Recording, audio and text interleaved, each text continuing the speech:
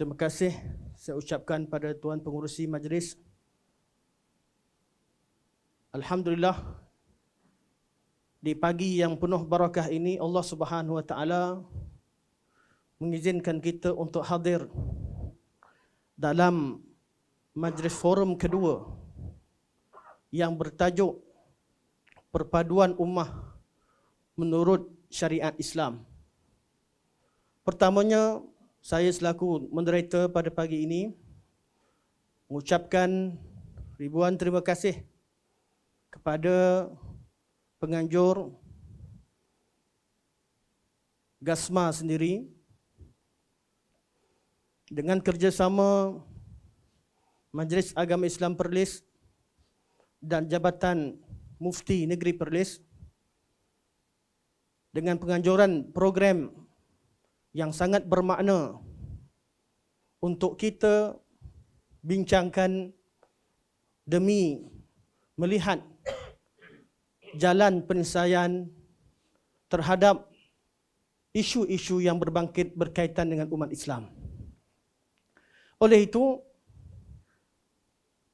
forum kita pada pagi ini telah dihadiri oleh tokoh-tokoh panel dari kalangan pemikir, ulama dan cendekiawan negara kita, dan mereka tidak asing lagi bagi kita, tokoh-tokoh senior dalam dakwah sunnah di Malaysia. Oleh itu, saya perkenalkan secara ringkas. Di sebelah kanan saya, Al-Fadil Al-Ustaz Zainal Abidin bin Malim, ahli syura GASMA, dan yang berada di tengah sana Sahibul Fadilah Profesor Dr. Basri Ibrahim, ahli Senat KUIPS, juga merupakan ahli Jawatan Kuasa Fatwa Negeri Perlis. Ahlan wa sahlan, barakallahu fikum. Ia juga ahlan sahlan kepada Ustaz Zainal. Dan terakhir di sana, di hujung sana, tidak asing bagi kita lagi, adalah Tuan Presiden kita, Al-Fadil Al-Ustaz Safwan Badri, hafizakumullahu jami'an. InsyaAllah, perbincangan forum kita pada pagi ini membincangkan topik perpaduan. Dan memang umat Islam ini umat yang satu, umat yang berpadu. Inna hadhihi ummatukum ummatan wahidah wa ana rabbukum fa'budun. Sesungguhnya umat ini, yaitu umat Islam, umat yang satu. Dan aku, kata Allah Subhanahu Wa Taala, Rabb yang menciptakan kalian, Rabb yang memelihara kalian, Rabb yang mentadbir segala urusan kalian, maka hendaklah kalian sembah aku. Umat ini umat yang bersatu. Tuhannya satu. Nabinya satu. Berbeza pada umat-umat terdahulu yang terdapat padanya nabi-nabi. Pada satu ketika, umat ini Allahnya Maha Esa, Tuhannya satu, ibadahnya satu, kitabnya satu, dan kiblatnya satu. Rasulullah sallallahu alaihi wasallam ketika diutuskan manusia berada dalam keadaan kucar-kacir dan berpecah, kemudian Rasulullah satukan. Setelah Rasulullah wafat, dengan jarak masa lebih 1400 tahun, kita melihat keadaan umat kita berada pada satu waktu yang kita rasakan. Waktu ini adalah waktu yang Nabi katakan, tusyakul umamu an tada'a alaikum kama tada'al aklatu ila qas'atiha. Dikhawatiri pada suatu ketika nanti, atau akan datang suatu ketika nanti, kalian akan diserbu dari segenap arah sebagaimana binatang-binatang serbu makanan hidangan mereka. Oleh itu, umat Islam seluruh dunia telah mengadakan pelbagai perbincangan dan pelbagai peringkat untuk membincangkan bab perpaduan, kerana mereka tahu bahawa jalan penyelesaian adalah perpaduan. Untuk membincangkan tajuk perpaduan dan kita turut ikut serta dalam perbincangan ini, semoga Allah Subhanahu Wa Taala memudahkan urusan untuk menyatukan umat dan merealisasikannya pada masa yang terdekat, insya-Allah. Soalan saya yang pertama, saya tujukan kepada panel kita yang tidak asing lagi. Saya mula daripada sebelah hujung sana. Al-Fadhil Sofan Badri.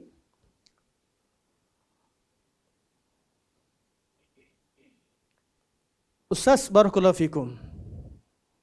Kita berbicara soal perpaduan, penyatuan umat, wahdatul ummah. Boleh Ustaz terangkan maksud perpaduan ummah sebenar menurut Al-Quran dan As-Sunnah, dan apakah istilah-istilah yang digunakan oleh syarak untuk merujuk kepada persoalan ini? Dipersilakan.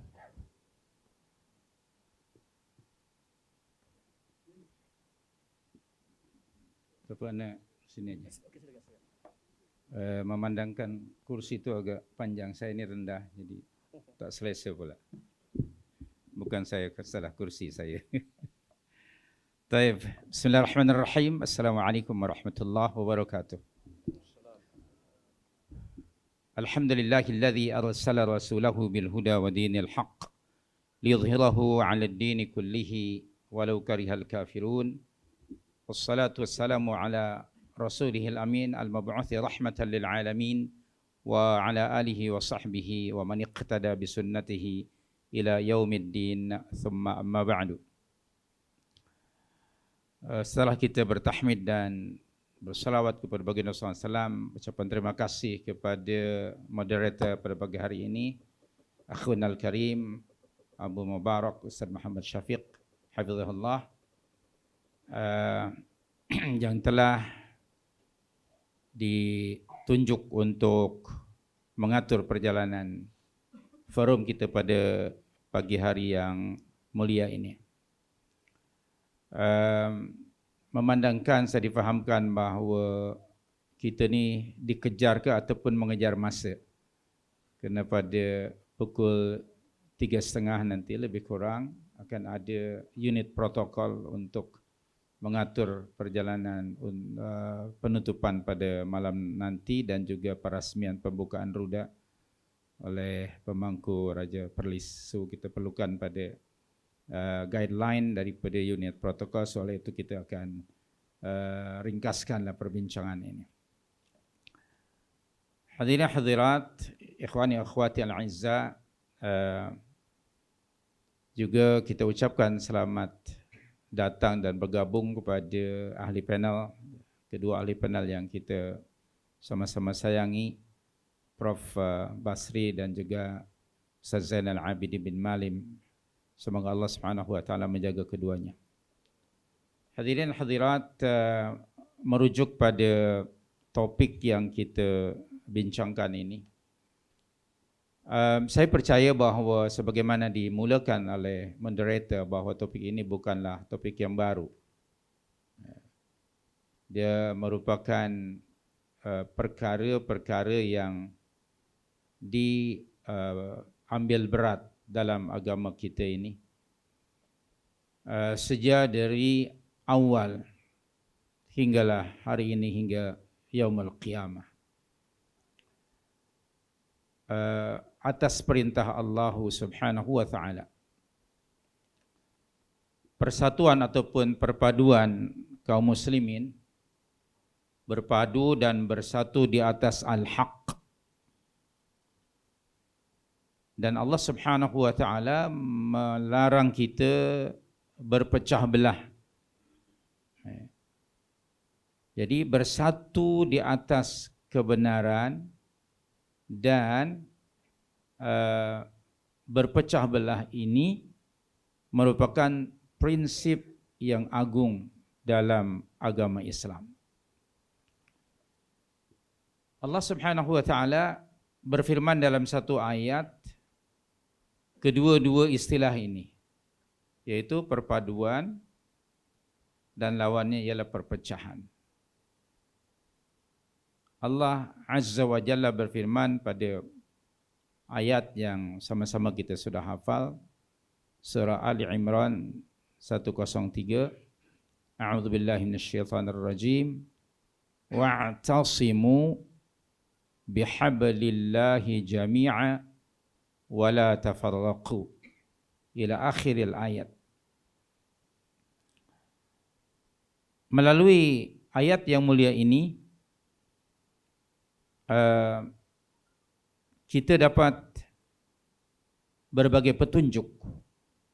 Di antaranya yang pertama ialah terjaga dari kesesatan, dari perpecahan, terjaga dari melakukan dosa adalah dengan berpegang kepada kitab Allah dan sunnah Rasul sallallahu alaihi wasallam. Kedua, berpegang dengan seluruh ajaran Islam, sama ada akidah, syariah dan segala-galanya. Dan ketiganya, kewajiban berpegang teguh dengan agama Islam dan haramnya perpecahan. Haramnya perpecahan, perselisihan. Dan yang keempat, kewajiban mengingatkan nikmatan atau nikmat Allah Azza wa Jalla sebagai bentuk syukur kepadanya dengan cara mentaati Allah Azza wa Jalla dan Rasulnya sallallahu alaihi wasallam. Itu kita ambil daripada kalimah wa'tasimu, kata kerja perintah untuk beriktisam dengan kitab Allah atau sunnah Nabi ataupun dengan Islam. Dan kedua, lawan i'tisam ialah tafarruq, berpecah belah. Kalau i'tisam itu diperintah, tafarruq dilarang. Jadi ini salah satu dalil di dalam Al-Quran, perintah untuk berpadu ataupun perpaduan dan larangan perpecahan. Ini istilah syar'i. Dan pada ayat sebelumnya, yaitu ayat 101 pada surah Ali Imran, wa may ya'tasim billah faqad hudiya ila siratim mustaqim. Dalil yang kedua, perintah untuk perpaduan ini kita dapati melalui firman Allah pada surah yang ke-9, surah At-Taubah, ayat yang ke-71. Qala ta'ala wal mu'minun wal mu'minat ba'duhum awliya'u ba'd ya'muruna bil ma'ruf wa yanhauna 'anil munkar wa yuqimuna as-salah wa yutuna az-zakah wa yuti'una Allah wa rasulahu ulaika sayarhamuhumullah innallaha azizun hakim. Dari ayat yang mulia ini kita dapat penjelasan daripada Allah. Yang pertama tentang sifat-sifat orang-orang yang beriman.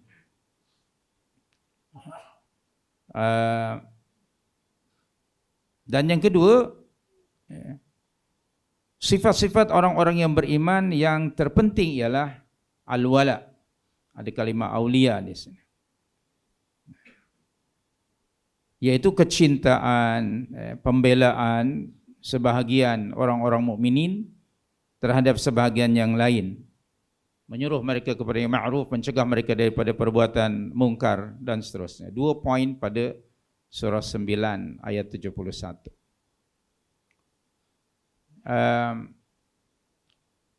Mungkin kita akan bincangkan mungkin pada satu ketika konsep al-wala wal bara di dalam agama yang pada amnya menurut saya agak jarang disentuh isu ini di masyarakat Muslim Nusantara dan khasnya kita di sini. Ketidakfahaman konsep itu dia membawa kepada implikasi yang sangat fatal sekali. Di mana realiti yang ada nampak sekarang ini kontradiktif dengan ayat ataupun dengan perintah Allah. Kalau kita rujuk umpamanya surah Al-Maidah ayat yang ke-54, Allah menjelaskan 6 sifat yang ada pada hamba-hamba Allah yang dipuji oleh Allah Subhanahu wa taala, antara lain ialah Allah berfirman azillatin 'alal mu'minin 'izzatin 'alal kafirin pada surah 5 ayat 54. Jadi orang-orang mukminin itu mereka azillatin 'alal mu'minin. Sesama mukminin mereka saling menyayangi, mengasihi, tolong menolong, bantu membantu, sangat humble. Sebaliknya bersikap keras dan tegas terhadap kekufuran, kemaksiatan, kemungkaran. Demikian juga generasi awal telah merealisasikan konsep ini yang Allah paparkan ataupun Allah nyatakan pada surah 48 ayat yang ke-29, surah Al-Fatah 29, Muhammadur Rasulullah walladzina ma'ahu asyidda'u 'alal kuffar ruhama bainahum. Realiti hari ini menurut anda lah nampak kontradiktif. Sesama mukminin saling apa? Benci membenci, dengki mendengki, hasad, iri hati, bermusuhan, saling memfitnah dan sebagainya. Kita tengah melihat realiti ini di tengah-tengah masyarakat kita. Dan yang keduanya sebaliknya, kepada orang yang bukan Islam, mereka malah berwala, berkasih sayang, bekerja sama, bahkan selalu memenuhi apa juga yang mereka minta.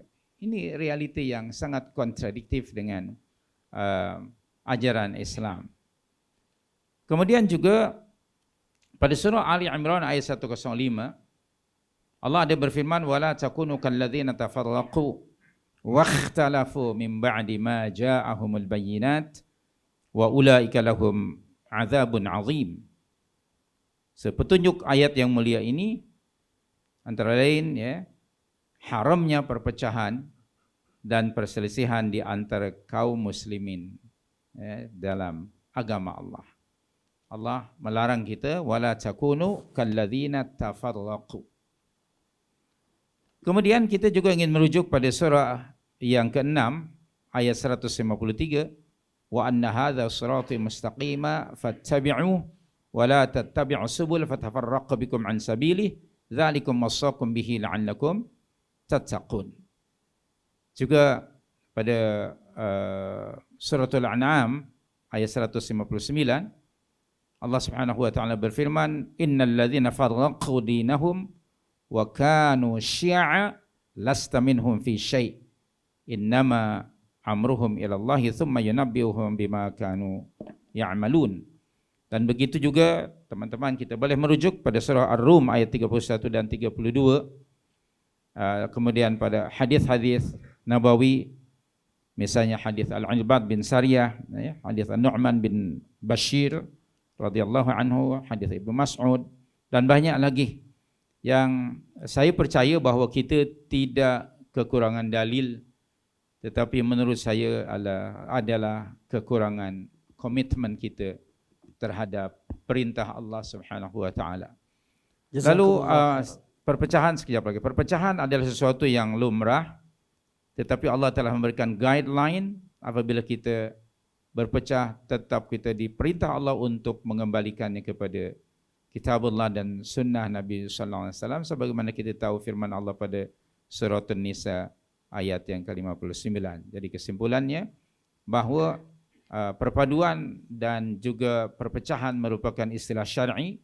Kita dapati di dalam kitabullah dan sunnah nabawiyah, perpaduan adalah perintah Allah, sementara perpecahan adalah dilarang oleh Allah Subhanahu wa taala.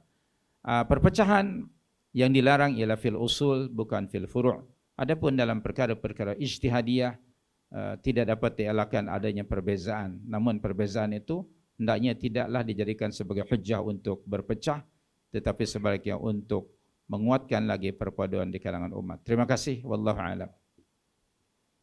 Terima kasih barakallahu fikum kepada Fadil Ustaz Safwan Badri di atas keterangan yang sangat sempurna sebenarnya walaupun ringkas.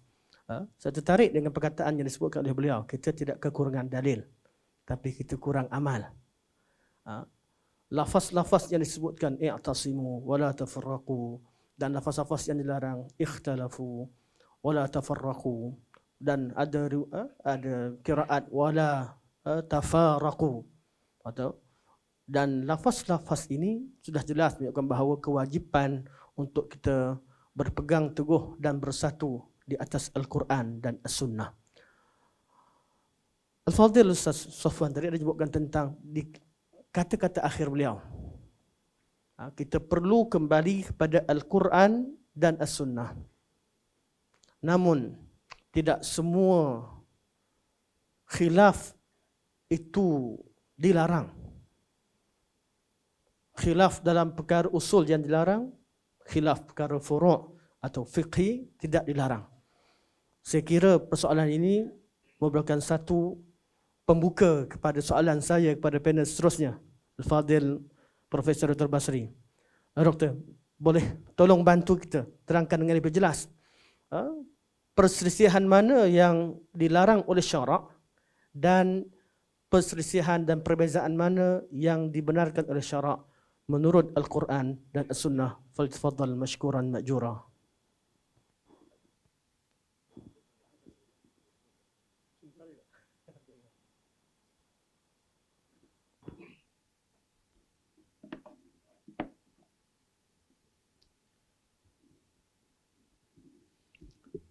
Bismillahirrahmanirrahim. Assalamualaikum warahmatullahi wabarakatuh. Alhamdulillah, thumma alhamdulillahilladzi hadana lihada wa ma kunna linahtadiya laula an hadana Allah. Wa salawatullah wa salamuhu ala nabiyyina al-karim wa ala alihi wa ashabihi wa man ihtada bihadihi wa istanna bi sunnatihi wa ihtada bi ta'alimihi ila yaumil hajj wal jazaa, amma ba'd. Yang dihormati Fadil Ustaz Pengerusi, Ustaz Abu Mubarak, ahli panel pertama Ustaz Safwan, ahli panel yang ketiga Fadil Ustaz Zainal Abidin, para ulama, pengerusi dan juga ahli-ahli jawatan kuasa GASMA, para pecinta sunnah, tuan-tuan puan-puan, hadirin hadirat yang dirahmati Allah sekalian. Dalam tempoh masa lebih kurang 10 minit ni, saya akan cuba menjawab soalan yang dikemukakan oleh Fadil Ustaz Pengerusi tadi. Sebelum itu saya minta maaf pasal keadaan suara saya ni tidak begitu baik sikit ni. 2-3 hari ni kena batuk. Hari ni pun duk mikir-mikir tak nak datang dah. Tapi duk mikir majlis ni majlis yang besar, terpaksa saya menggagahkan diri juga untuk datang kemari. Kawan-kawan boleh tengok muka tuan-tuan ni, batuk hilang. Tuan-tuan dan makcik sekalian, bersabit dengan apakah semua perbezaan yang dibenarkan dan apa yang dilarang di dalam syarak. Pendahuluan kepada soalan yang ditanya pada saya ini telah pun disentuh oleh Al-Fadhil Ustaz Safwan tadi. Yang saya nak sentuh di sini ialah tidak semua perbezaan sesuatu yang dikeji oleh syarak. Perbezaan yang dikeji adalah perbezaan yang membabitkan perkara asas. Contoh kita kata perkara akidah. Perkara ini tidak sepatutnya kita berbeza pendapat. Semua orang Islam kena bersatu dalam berpegang dengan asas akidah itu. Walaupun mungkin dalam perkara-perkara cabang akidah ada sedikit perbezaan. Tapi itu tidak sepatutnya menjadi faktor yang menyebabkan kita berpecah. Muslim-muslimat dan tuan-puan dirahmati Allah sekalian. Perbezaan yang suka saya sebutkan di sini dipanggil khilafut tanawwu'. Khilafut tanawwu' ni perbezaan yang melibatkan kepahaman terhadap sesuatu nas, yang mana dalam perbezaan ini kita masih boleh bertoleransi antara satu sama lain. Isu-isu yang berlaku kebelakangan inilah, contoh kata isu serangan ke atas negeri Perlis oleh segelintir ustaz yang mengatakan bahawa Perlis ini tidak mengamalkan bacaan kuno, sedangkan negeri-negeri lain mengamalkan bacaan kuno. Kalau diperhatikan isu seumpama ini adalah termasuk dalam isu yang kita masih lagi bertoleransi. Sebab perkara ini termasuk dalam perkara khilaf. Dalam masa yang sama, bila kita mengadakan perbincangan dengan pihak jawatan kuasa fatwa Perlis memilih pandangan ulama yang mengatakan bahawa membaca kuno itu Tidak ada. Tapi kita tidak mengatakan ia bid'ah.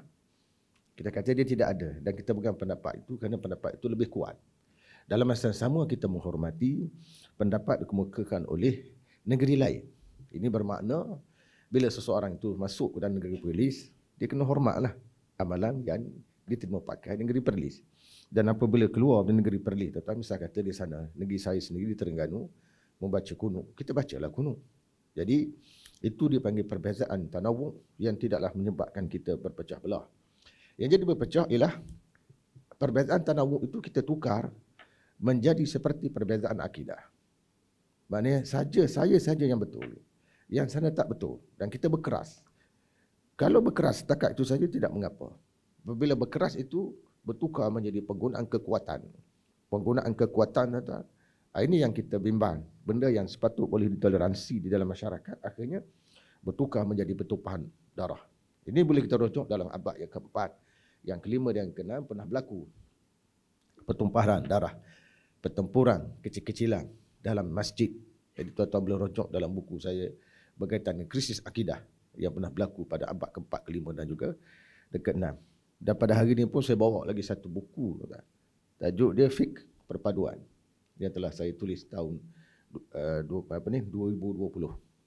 Jadi sebahagian daripada jawapan saya ini sebenarnya sudah pun sedia ada terkandung dalam buku ini.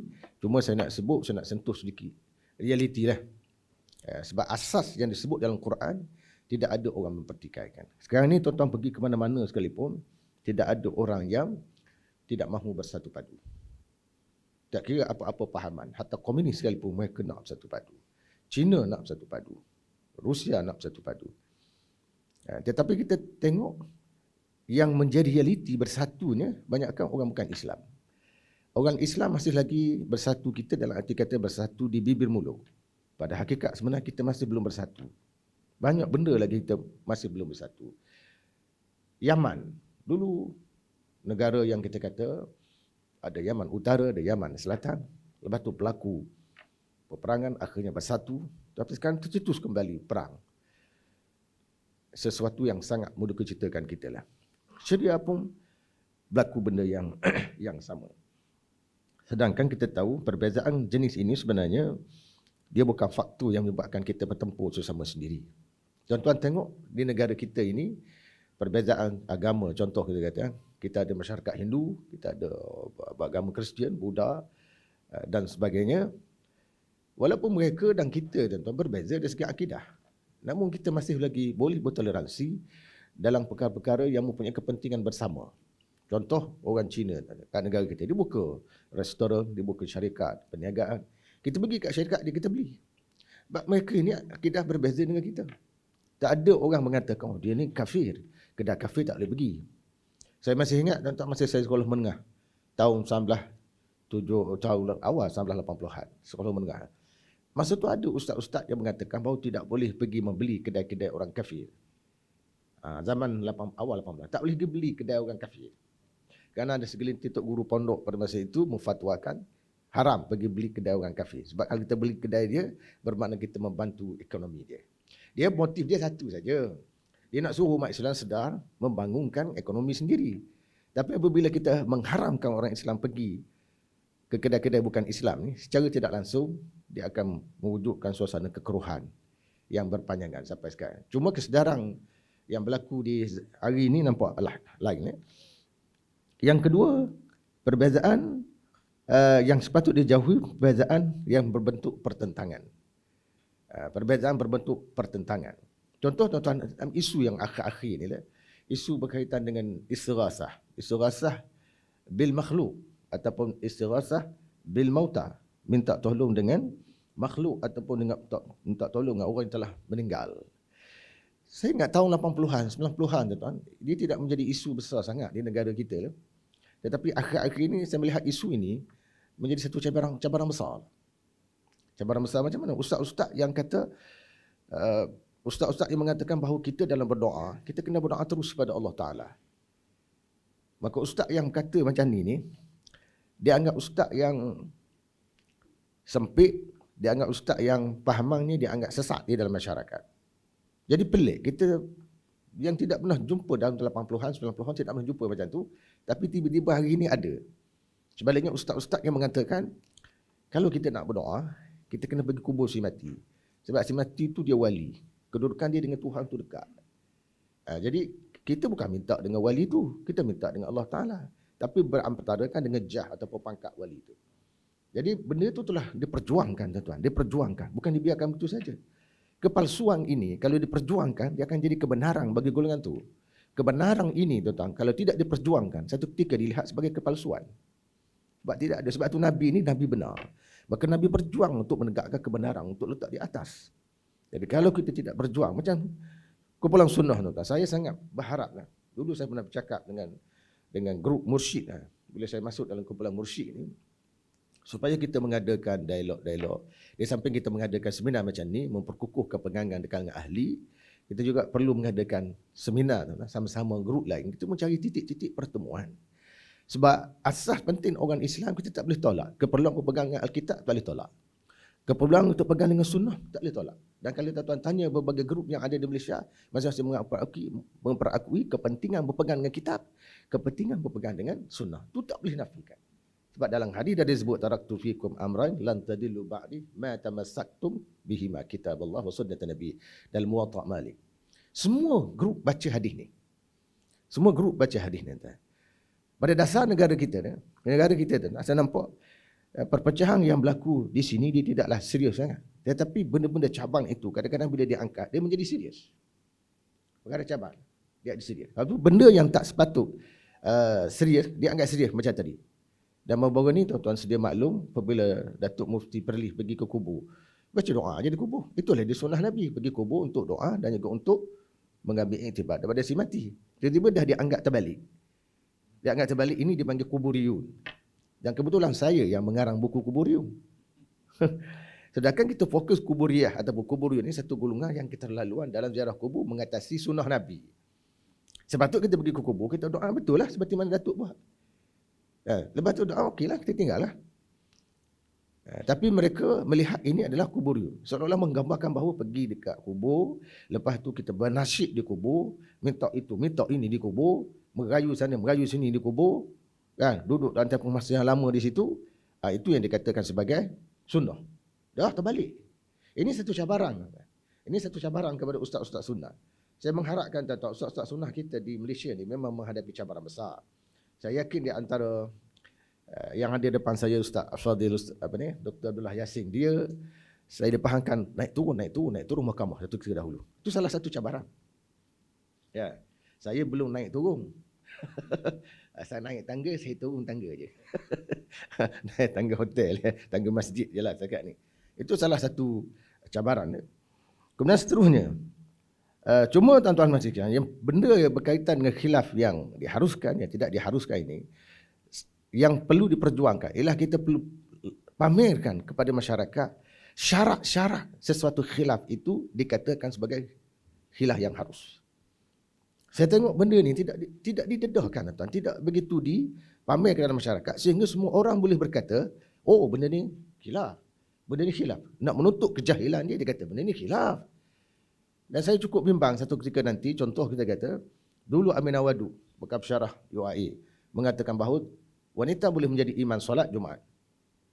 Jadi sebahagian pengikut dia mengatakan, ini khilaf.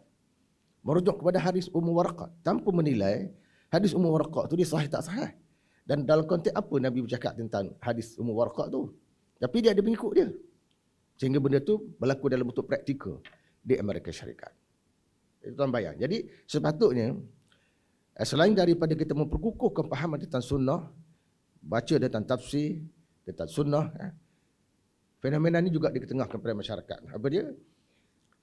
Perkara-perkara syarat-syarat khilaf. Saya tengok banyak benda-benda yang dikatakan khilaf oleh masyarakat kita hari ini sebenarnya tidak layak dikatakan khilaf. Dia bukan khilaf. Salah satu faktor khilaf dia kata apabila berlaku pertemuan antara hadis sahih dengan hadis yang dhaif, kita kena pakai hadis sahih, kena tinggal hadis dhaif. Ulama segelintir fuqaha Syafi'i contoh membenarkan kita beramal dengan hadis yang dhaif apabila dalam satu-satu bab dan satu-satu tajuk itu dia tidak ada keterangan tentang itu. Antara hadis yang diperdebatkan oleh ulama dhaif statusnya, hadis menghidupkan malam hari raya. Hadis memang, hadis itu dhaif lah. Tapi Imam Nawawi mengatakan, yustadna subih. Boleh dia masih boleh toleransi. Daripada kita duduk tidur saja pada malam itu, daripada kita duduk buku ketupak saja pada malam itu, lebih baik kita baca Quran, kita tahajud dan sebagainya. Hadis itu dhaif. Dalam tajuk yang sama tidak ada hadis sahih. Dalam masa yang sama tuan-tuan mahasiswa sekalian, apabila berlaku pertemuan antara yang sahih dengan yang dhaif, tiba-tiba masyarakat kita sekarang datang, jadi sebaliknya dia pegang yang tidak sahih ni, yang dhaif. Yang sahih masih ada. Dan saya nampak ada sedikit perubahan dalam masyarakat berlaku. Contoh kita kata baca Yasin. Ini isu-isu yang bagi setengah orang sensitif. Bila sentuh baca Yasin malam Jumaat ni dia sensitif. Setengah negeri kata jangan sentuh isu ni dia bercanggah dengan kehendak negeri. Dan negeri nak baca Yasin malam Jumaat jangan disentuh, ni budaya masyarakat Melayu. Kita tak nak sentuh bab tu. Kita pun iktiraf, cuma kita nak tengok dari segi sistem pendalilan. Ini soal pertemuan. Baca surah Al-Kahfi, dalilnya statusnya macam mana? Sahih. Setengah ulama kata hasan. Kemudian bertembung dengan baca Yasin. Hadis baca Yasin itu dhaif. Setengah dia dhaif jiddan. Dan jiddan pula, apakah disebut pada malam Jumaat? Dia tak sebut malam Jumaat. Dia sebut pada malam-malam saja. Di situ sudah konteks berlaku pertemuan. Konteks berlaku pertemuan. Bila berlaku pertemuan antara sahih dan dhaif, kita nak sedarkan masyarakat bahawa kita selama ini sudah terlalu jauh daripada beramal dengan hadis sahih. Kita terlalu banyak beramal dengan hadis dhaif. Dari setengah orang dia kata tak apa, Ustaz, asal beramal je. Asal beramal. Masalah bukan asal beramal. Sekarang kita berada pada tahun 2023 dah. Kita ada pada status negara maju. Apakah ini cara orang negara maju berfikir? Masih lagi beramal dengan pendapat-pendapat yang tidak kuat. Dalam masa yang sama, tuan-tuan, kita ada pendapat yang kuat. Bahkan dalam pembuatan kereta sekalipun, tuan-tuan, kereta, tak ada kereta. Dulu kita ada proton biasa. Cuba tuan-tuan, kalau proton lama tu masih dibuat, dalam masa yang sama X90 pun dikeluarkan. Tuan-tuan nak pakai hak mana? X90 ke proton lama? Ya, orang sekarang dah tengok showroom X90, puji, bagus, kereta besar. Semua orang cakap X90. Itu dalam urusan duniawi. Kenapa dalam hadis sahih dan dhaif ni kita masih lagi nak pakai? Kecuali kita tak nafilah dalam keadaan-keadaan tertentu. Dalam mazhab Syafi'i dibenarkan beramal dengan hadis dhaif. Hadis dhaif menurut dia, tapi dhaif itu menurut Maliki kuat, sahih. Dalam bab sentuh perempuan, batal tak batal, Tabung Haji memutuskan boleh diamalkan. Keluar pada hotel tu, suami isteri dah boleh pegang tangan. Dekat Malaysia tak boleh. Dekat Malaysia tak boleh. Jadi itu di antara, dan akhir sekali tuan-tuan, saya penyakit saya boleh saya bercakap, nak berhenti payah. Nak bercakap berasa segan, sekali bercakap tidak segan. Itu masalah saya. Ya, sebagai nak simpulkan daripada ni, saya nak katakan tidak semua perbezaan pendapat itu adalah keji. Kita kena bezakan perbezaan pendapat yang keji yang melibatkan perkara asas dan perbezaan pendapat yang boleh kita toleransi. Satu. Yang kedua, tuan-tuan kena cuba tuan-tuan pergi dalam masyarakat. Kita tidak terlalu eksklusif di tempat kita. Saya tahu cabaran tuan-tuan. Cabaran memang tuan-tuan berada di Kuala Lumpur, nak ceramah di masjid tak boleh, ya, nak terpaksa tempat khusus premis yang khusus lah, kita tak boleh nak keluar. Saya rasa Ustaz Abu Mubarak ada ceramah masjid luar-luar. Kena cabaran lah kan, itu cabaran. Tapi tuan-tuan, kita ada banyak saluran sebenarnya. YouTube tak ada orang sekat. Kita boleh buat je macam tu. Terutama sekali menerusi Gasma ni lah. Jadilah itulah yang dapat saya simpulkan tentang soalan yang ditanya oleh Osi tadi, meskipun mungkin jawapan saya melebihi 10 minit. Wallahu a'lam. Assalamualaikum warahmatullahi wabarakatuh. Waalaikumsalam warahmatullahi wabarakatuh. Jazakumullah khairan wa baraka fi, diucapkan kepada Al-Fadhil Sadatul Basri di atas keterangan yang tuntas. Masya Allah, kita dua-dua tajuk walaupun ringkas tapi sebenarnya cukup. Cuma perlu siapa nak lebih beli buku dan baca apa yang ada pada buku yang Fadhil Dr. bawa tadi. Menurut apa yang disebutkan oleh Fadhil Dr. Basri tadi, beliau menyimpulkan bahawa tidak semua perbezaan itu dilarang. Islam meraihkan pelbagai kepelbagaian yang ada pada diri manusia. Pertama, perbezaan yang tidak ada kaitan dengan agama tak dilarang sekiranya ia membawa kepada kebaikan.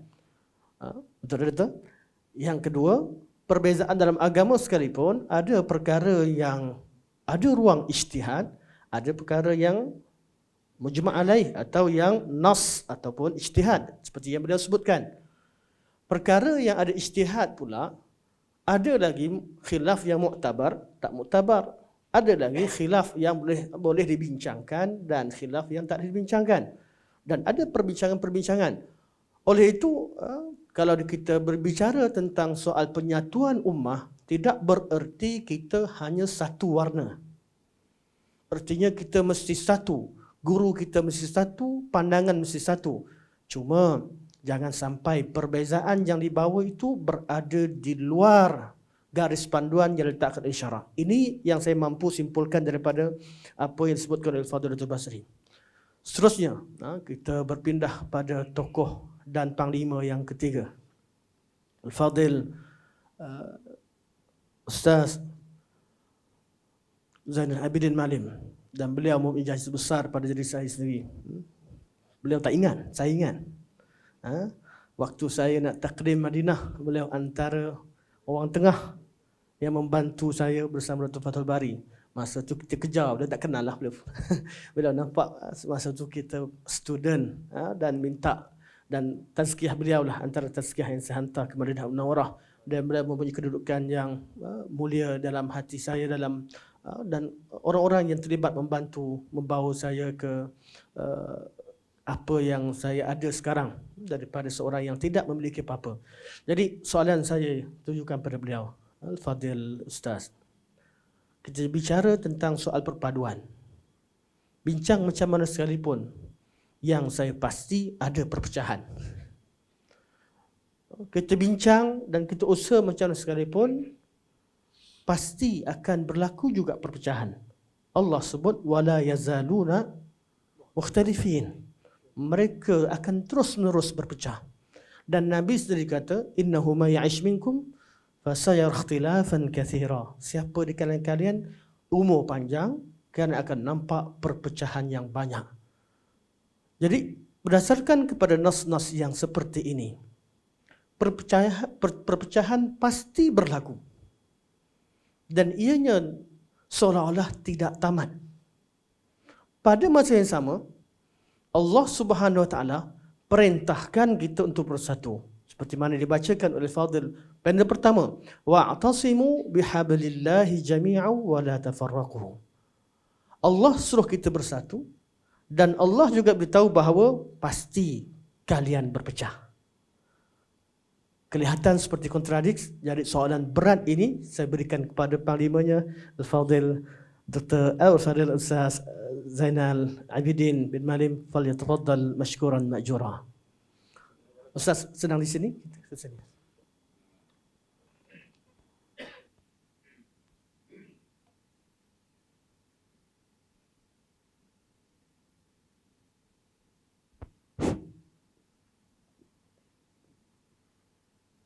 A'udzu billahi minasyaitonir rajim. Bismillahirrahmanirrahim.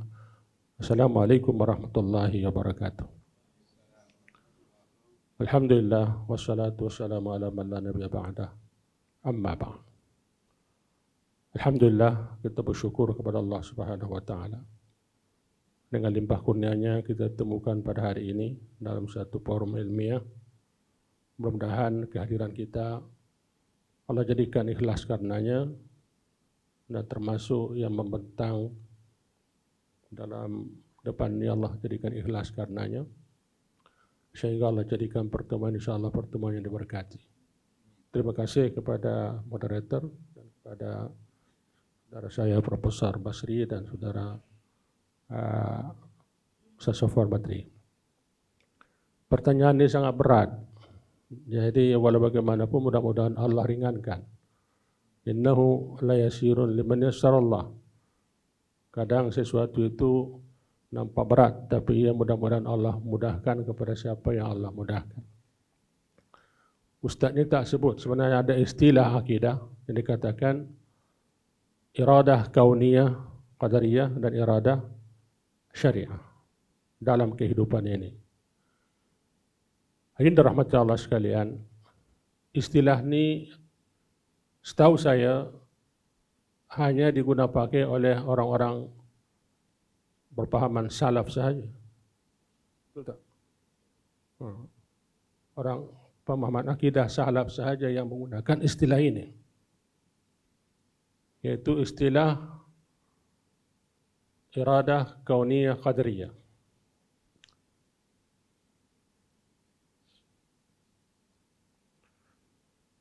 Okey, kalau urut Al-Quran banyaklah. Artinya hujah-hujahnya di dalam Al-Quran yang vertikal sahaja kita sebutkan. Allah Subhanahu wa taala berfirman dalam Al-Quran, A'udzubillahi minasyaitonir rajim, bismillahirrahmanirrahim. Law syaa Allahu lahadan nasa jami'a wa la yadhaluna mukhtalifina illa man rahima rabbuk. Kalau Allah Subhanahu wa taala menghendaki,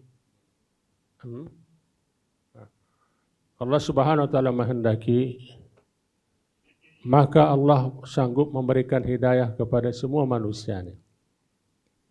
Tetapi sentiasalah mereka berbeza, illa man rahima rabbuk, kecuali yang dirahmati Tuhanmu.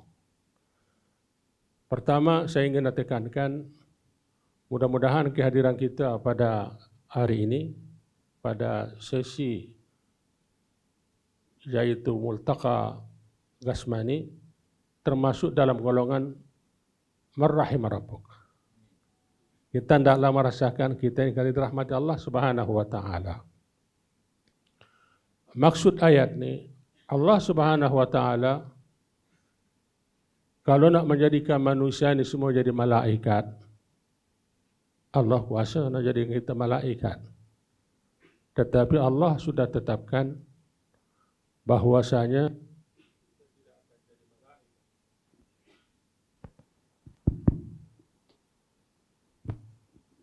tetaplah kita manusia yang melaksanakan dosa. Ada makna hadis, andai kata satu periode umat Islam ini semua jadi baik macam malaikat, maka Allah Subhanahu wa taala akan jadikan umat yang lain untuk mereka itu berdosa dan mereka bertaubat, Allah terima taubat mereka itu.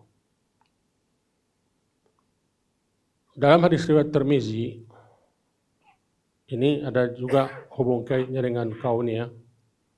Rasulullah SAW, sa'altu Rabbi thalathan. Aku memohon kepada Allah 3 perkara. Allah berikan aku 2 perkara, 1 tak diberi. Pertama, supaya umat Islam ini tidak lenyap daripada muka bumi ini disebabkan serangan musuh Islam. Allah kabulkan. Daripada zaman Rasulullah sampai sekarang ada umat Islam. Yang kedua, Rasulullah SAW minta supaya umat Islam ini tidak hilang dari peta dunia disebab kelaparan atau kemarau. Allah kabulkan. Yang ketiga, Rasulullah SAW minta supaya umat ini bersatu padu. Ini Allah Subhanahu wa taala tidak kabulkan. Dengan hikmah yang Allah Subhanahu wa taala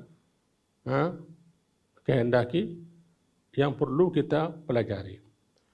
Saya ingin kepada partikel sahaja. Kita ini jadi beragama Islam. Adakah kita ini karena keturunan Melayu ke?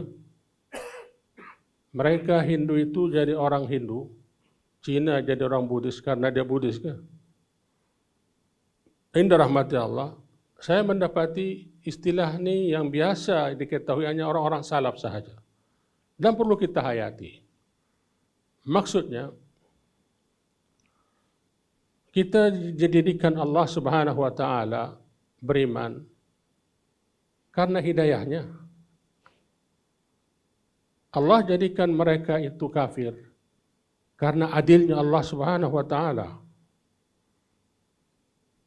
Hidayah Allah Subhanahu wa taala kepada kita ini dikatakan ia adalah kehendak syariah. Allah Subhanahu wa taala jadikan orang kafir adalah kehendak kauniyah. Kehendak kauniyah ini adalah lebih kepada rububiyah Allah Subhanahu wa taala yang menjadikan langit, menjadikan bumi, menjadikan orang kafir, menjadikan orang yang beriman, menjadikan segala-galanya kadang saya sebutkan istilah ini yang mudah kita pahami, ini urusan Allah. Katalah, kenapa Allah jadikan iblis? Kalau iblis tak ada, barangkali kita jadi malaikat semua ke? Ini adalah kehendak kauniyah. Ibnu Qayyim membuat senarai bagaimana iblis ini diwujudkan dan apa hikmah Allah wujudkan iblis untuk kita.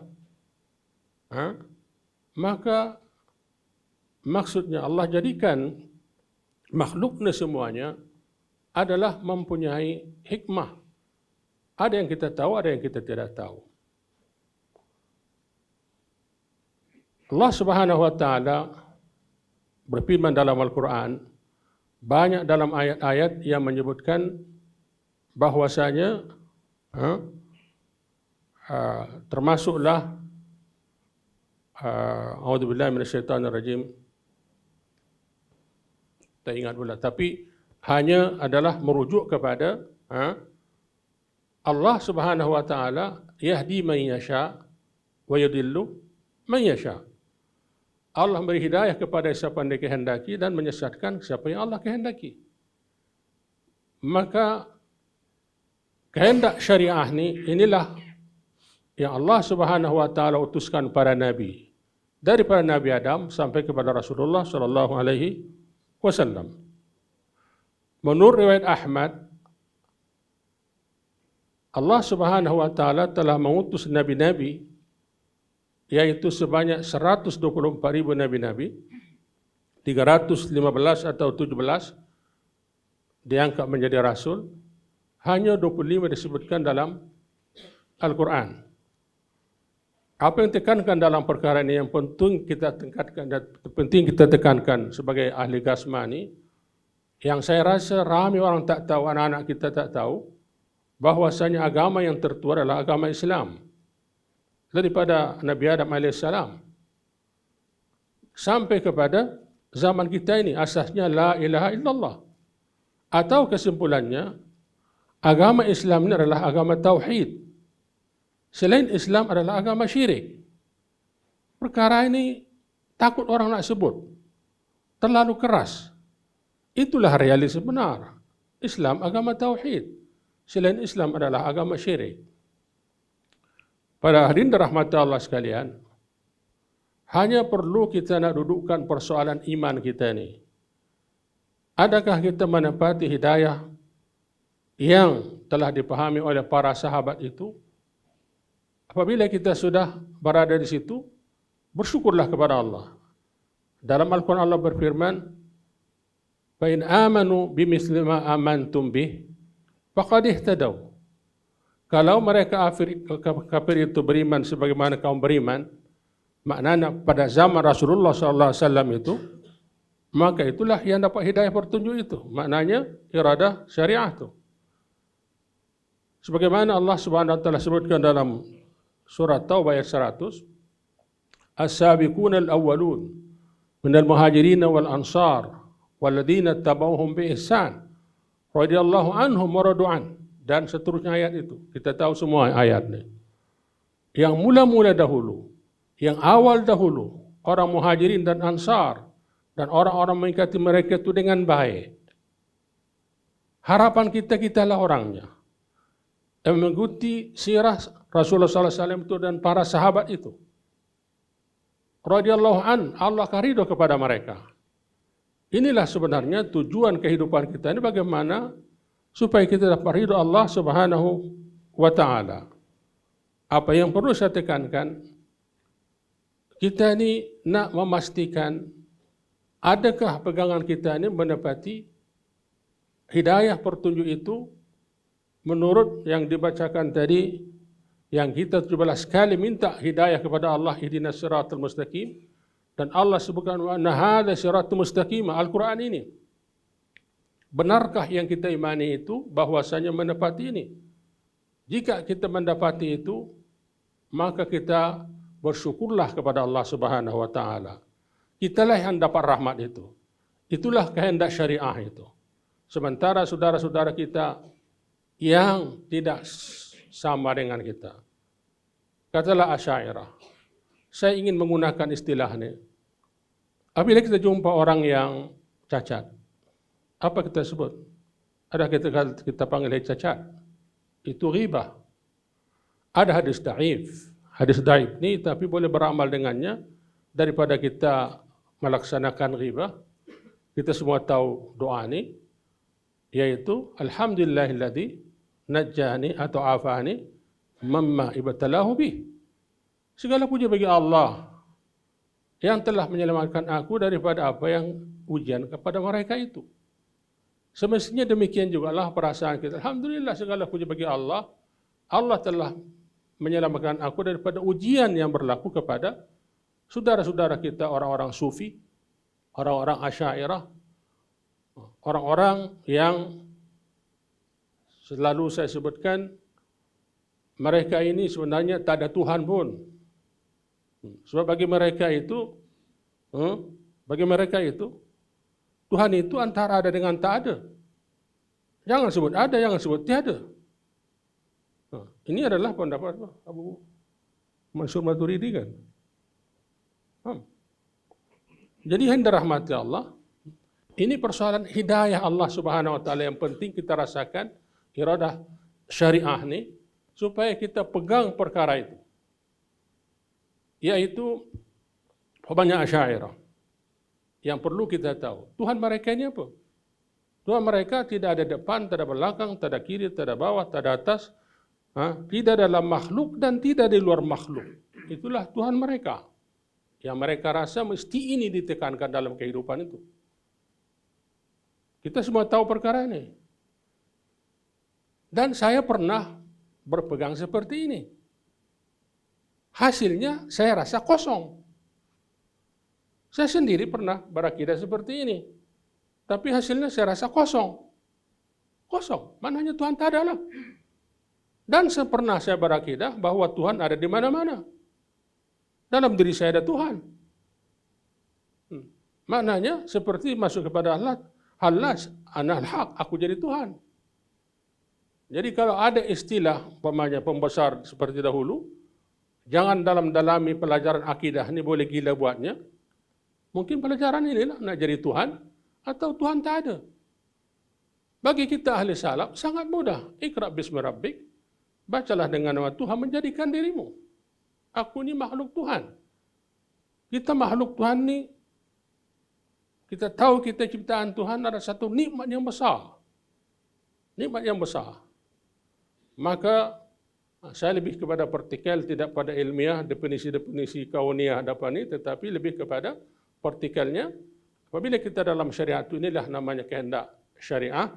Apabila kita dalam maksiat, kita bukan manusia yang maksum. Katalah tiba-tiba kita ini terbuat maksiat, maka kita jatuh kepada kehendak kauniyah. Karena kita bukan malaikat.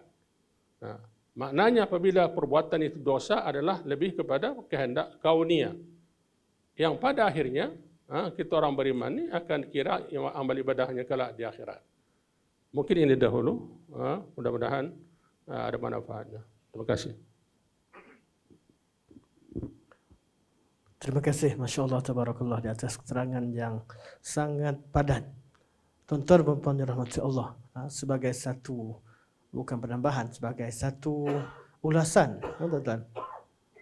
Istilah iradah kauniyah, iradah syar'iyah ini adalah satu pembahagian yang membezakan antara ahli sunnah dengan banyak ahli bid'ah.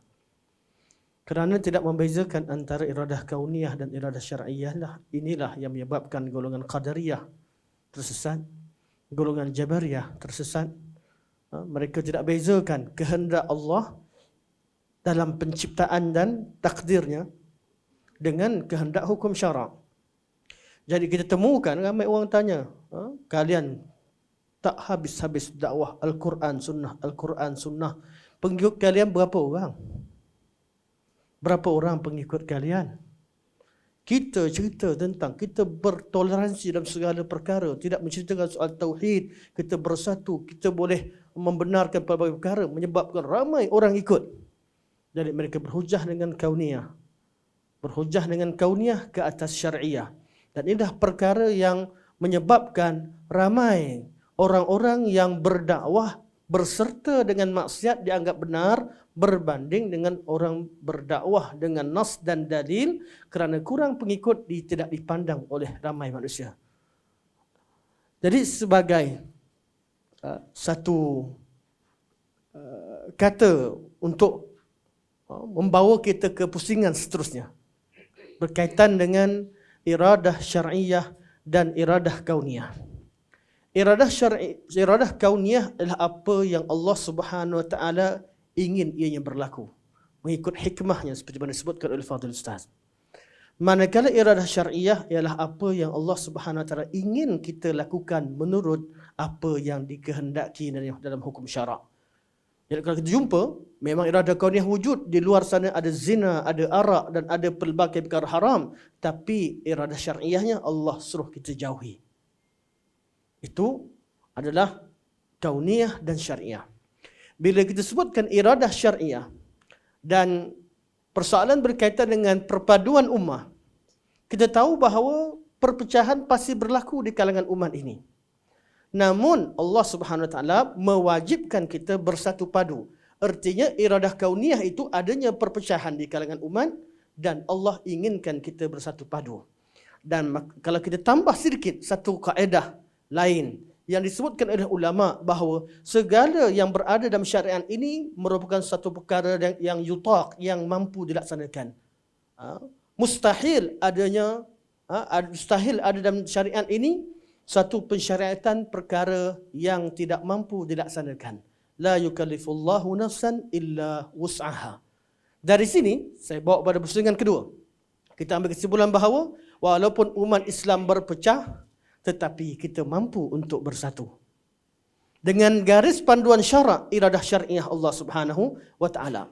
Di pusingan kedua, kita bawa kepada persoalan macam mana kita nak bersatu. Jadi untuk memulakan pusingan kedua, saya berikan soalan pertama kepada Al-Fadil Ustaz Profesor Basri Ibrahim. Kalau kita nak bersatu, Doktor, dari mana sepatutnya kita patut bersatu? Sebab semua bab nak bersatu, semua dan kerja banyak, kat mana yang perlu kita mulakan? Falyatafaddal mashkuran ma'jura.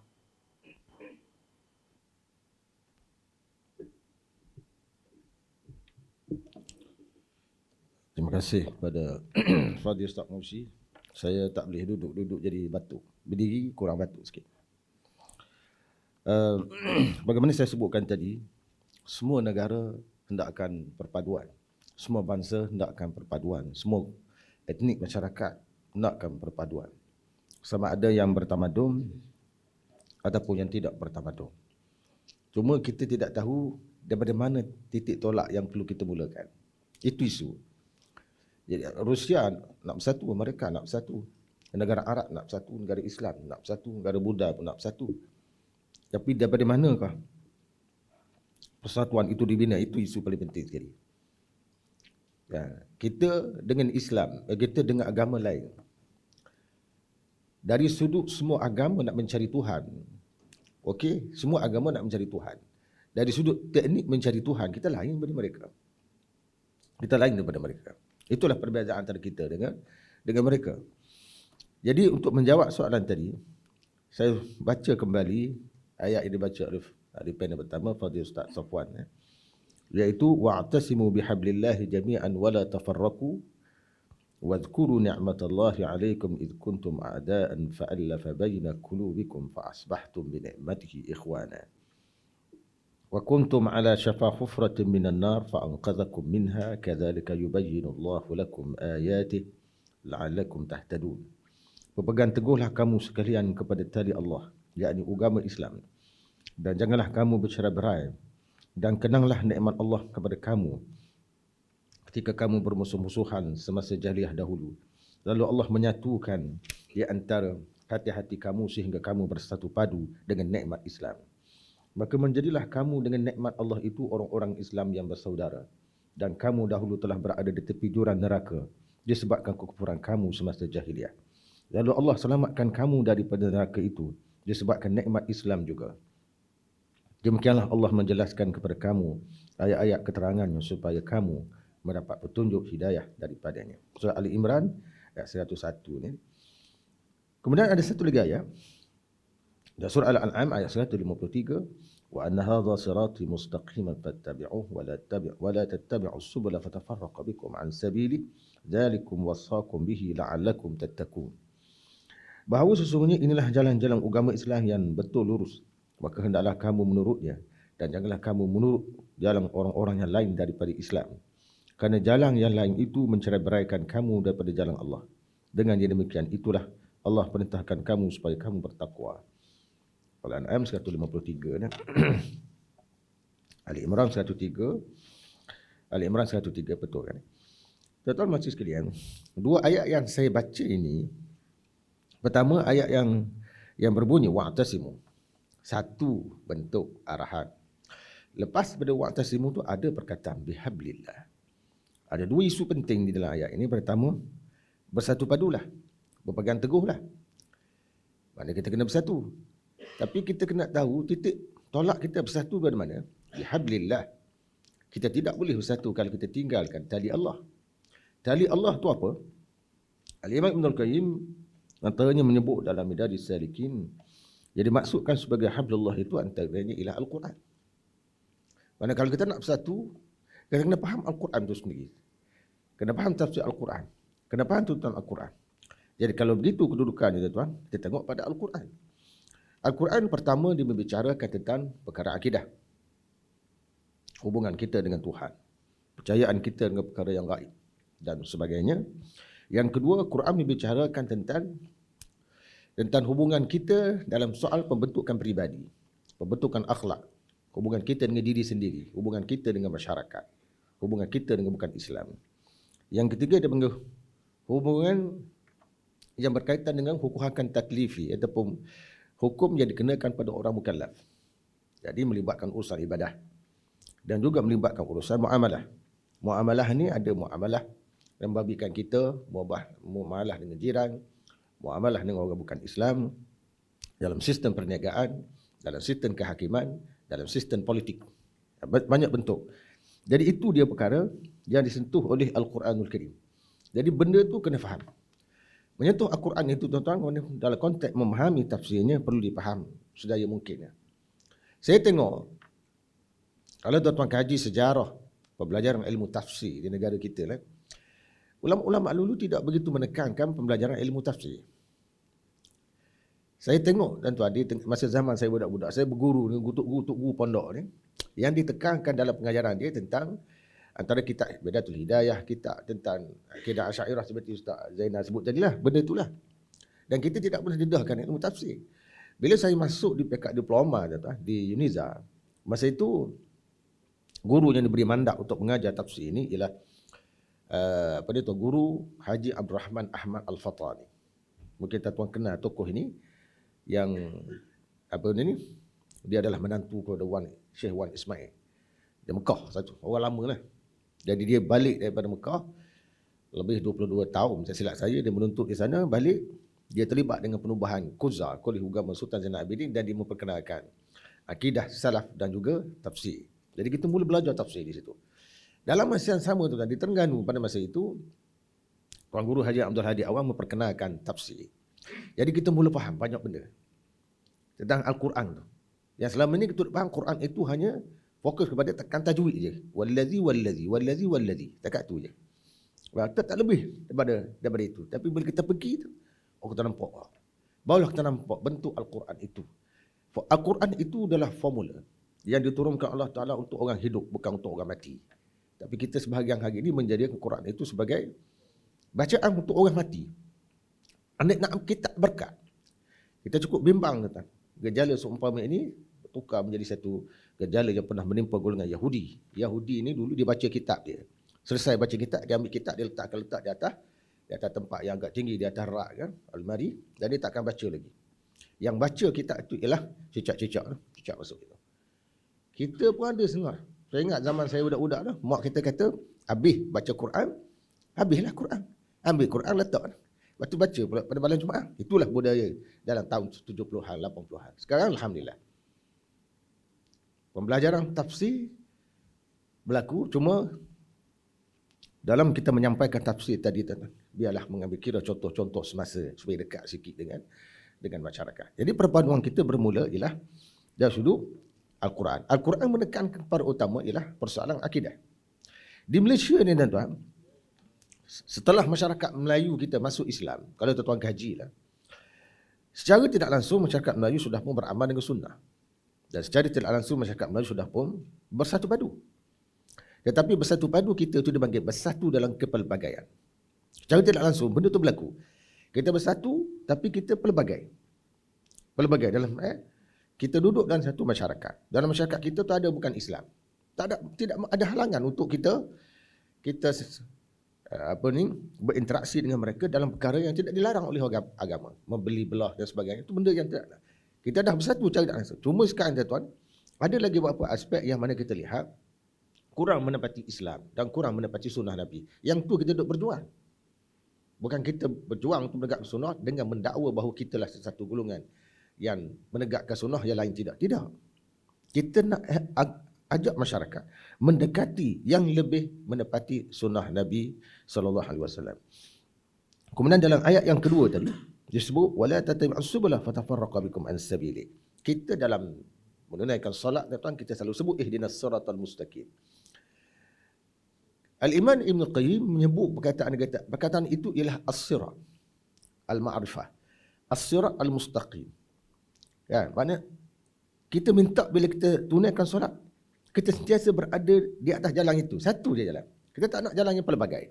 Maka hari ini tuan-tuan tengok, pelbagai jalan timbul dalam masyarakat. Ajaran-ajaran yang lalu, ajaran-ajaran moden, liberalnya, LGBT-nya, ada usaha untuk dipanggil normalisasi, tahu tak? Normalisasi benda-benda yang bercanggah dengan syariat, nak jadikan benda jadi normalisasi supaya masyarakat boleh terima. Perzinaan tuan-tuan sudah tidak dibincangkan oleh orang Islam, tapi orang Islam bincang bagaimana nak mengelakkan pesakit ataupun mangsa terkena HIV. Dia bukan bincang bahaya zina dalam Islam, tak. Macam mana orang tu boleh dielakkan terkena penyakit HIV menggunakan PrEP dan sebagainya. Jadi titik tolak kita adalah Al-Quran. Al-Quran menekan pertama sekali perkara yang boleh kita bersatu ialah perkara akidah. Perkara akidah. Dalam perkara akidah ni tuan-tuan, saya melihat di Malaysia kita menghadapi cabaran. Saya dulu tuan-tuan, saya belajar, mula-mula belajar akidah Asy'ariyah, iaitu sifat 20. Zaman tu kita tak beritahu pun bahawa sifat 20 tu sebahagian pada Asy'ariyah. Cuma makcik-makcik ni dia tanya kita belajar sifat 20. Belajar. Cuba hitung. Kita pun wuduk kita bagus. Dia kata bagus. Kan? Kita tak semayang pun tak apa. Yang penting sifat 20 kita hitung. Tu orang dulu punya cerita. Lepas tu start kemudian bila saya masuk tuan-tuan, di Kuza bertemu dengan Tuan Guru Haji Ahmad Al-Fatani ni. Rahman Al-Fatani ni, dia memperkenalkan subjek manhaj salaf dalam akidah. Maka bila kita belajar manhaj itu, kita tengok dia satu manhaj yang cukup mudah. Manhaj yang cukup mudah berbanding dengan sifat 20. Lepas tu bila dah saya pergi ke Al-Azhar, saya masih belajar sistem tu. Tapi saya masih saya suka buat perbandingan antara salaf ni. Sebenarnya akidah salaf ni sepatutnya kita kena sebarkan secara menyuruh di dalam masyarakat supaya masyarakat faham. Sebab saya ramai saya jumpa kawan-kawan saya yang dulu belajar sifat 20 Asy'ariyah dan sebagainya. Bila tukar pada salaf dia kata mudah, simple, senang faham. Dan saya tertarik apabila Ustaz Zainal sebut tadi dalam kitab Ar-Radd 'ala Al-Jahmiyah. Ya, dalam kitab Ar-Radd 'ala Al-Jahmiyah kan dia cerita. Golongan Asy'ariyah ni dia mengatakan Tuhan, tak boleh kata Tuhan tu tinggi, rendah, tepat, kiri, kanan. Menang arah tak boleh kata. Ya. Imam Ahmad kata bahawa ma'dum. Jadi ni benda tak ada. Nak kata atas tak boleh, kiri tak boleh, kanan tak boleh. Jadi apa ke benda ni? Jadi bahawa ma'dum. Sedangkan tuan-tuan baca dalam Quran, Quran kata apa? Summastawa ila sama' fasawwahunna sab'a samawat. Tuhan beristiwa ke arah ila, istawa ila, bukan istawa ala. Tuhan beristiwa ke arah langit. Maknanya ada tak seolah-olah menggambarkan kita di situ tuan? Ada tak berlaku pergerakan pada Allah Taala nak menciptakan langit tu? Bukankah Allah Taala yang menyamaratakan langit kan? Jadi kalau ikut salah tuan-tuan di situ kita kata berlaku pergerakan tapi yang sesuai dengan zat dia kita tak tahu macam mana. Sebab dia kata sumastawa ila sama. Sebab dia menuju ke arah langit lalu dia samaratakan langit yang 7. Itu saja, dan tak perlulah kita bahas macam mana pula dia terbang ke langit tu. Macam mana dia disamaratakan konsep tu. Itu bukan kerja kita. Pasal dia sebut macam tu, kita sebut macam tu. Hakikat sebenar, itu bukan perbicaraan kita. Itu lebih mudah untuk dipahami. Itu lebih mudah untuk dipahami. Satu lagi yang perkara yang, bagaimana Ustaz Zana kata, dia membingungkan saya. Hingga sekarang, tuan. Dalam salaf, dalam kita buat perbandingan. Saya pun ada buat satu buku perbandingan antara salaf dan khalaf. Saya dah serah kepada PTS. Akan dicetak selepas raya ni. Pertanyaan, tuan-tuan, pertanyaan. Kita tanya, apakah tujuan Allah Ta'ala menciptakan alam? Pertanyaan tu tak boleh tanya. Jadi kita pening, faham tak? Sedangkan saya tengok ustaz-ustaz yang mengajar sifat 20 ni, bila ditanya, tuan-tuan, apa tujuan Allah Ta'ala cipta alam? Dia jawab elok je. Tujuannya macam ni, macam ni, macam ni. Sedangkan dalam Asy'ariyah, dipanggil ilal ghaiyah. Tuan-tuan boleh rujuk dalam kitab Kubra Yaqiniyah oleh Syekh Muhammad Said Ramadan Al-Buti. Ilal ghaiyah tidak ditolak di dalam Asy'ariyah. Tahu tak ilal ni? Mana Tuhan tak buat satu perkara dengan tujuan tertentu. Kerana kalau Tuhan buat satu perkara dengan tujuan tertentu, maka Tuhan tidak sempurna. Sehinggalah tujuan tertentu itu berlaku. Apabila berlaku tujuan itu, maka kesempurnaan Tuhan akan terhasil. Dia tafsir kot tu. Jadi bila kita kata, apa tujuan Allah Ta'ala cipta alam? Soalan tu tak kena dah.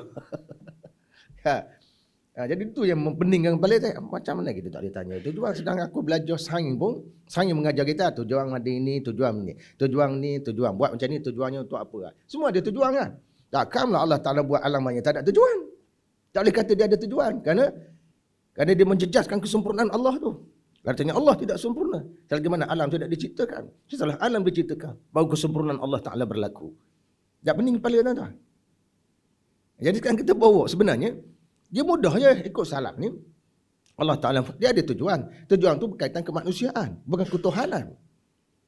Berkaitan dengan kemanusiaan, bukan berkaitan dengan ketuhanan. Tuhan tidak pernah mengambil apa-apa kepentingan dia untuk dia buat. Ini adalah untuk manusia. Dan itu timbul isu iradah kauniyah, iradah syar'iyah. Innama amruhu idza arada syai'an ay yaqula lahu kun fayakun. Kita tidak campur tangan dalam saat iradah kauniyah. Ini pentadbiran Allah. Tak maksud campur tangan. Kita diminta berinteraksi dengan Allah dalam konteks iradah syar'iyah. Yuridullah bikumul yusra wala yuridu bikumul usra.